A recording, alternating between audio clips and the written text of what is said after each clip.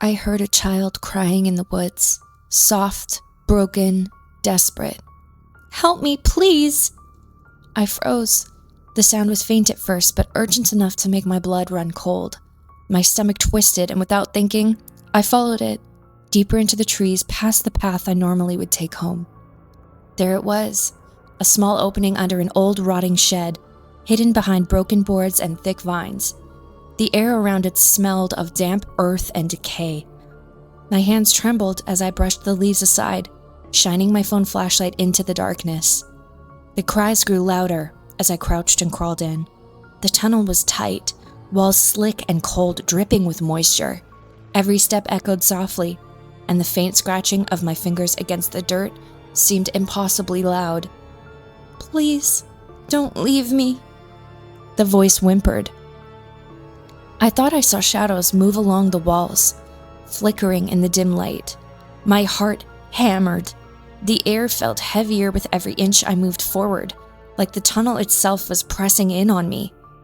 Then, a sound that made me stop cold, a wet dragging behind me. I spun my light, but nothing, just shadows dancing along the walls. The cries led me to a corner where the tunnel opened slightly. I shone my light ahead and froze. The walls were lined with skulls, hundreds of them, their hollow eyes staring in at me.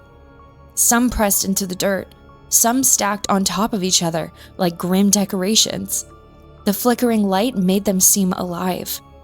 The voice changed, no longer a child, low, hollow, and twisted.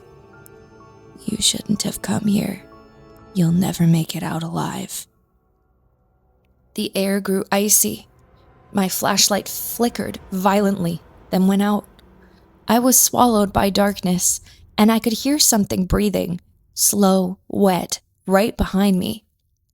I scrambled forward blindly. Fingers scraped against the cold walls, and a wet, sticky sound followed me. Every step echoed, and I could hear whispers, dozens of voices overlapping, murmuring my name. Finally, I felt light. The tunnel ended at a small clearing behind the shed.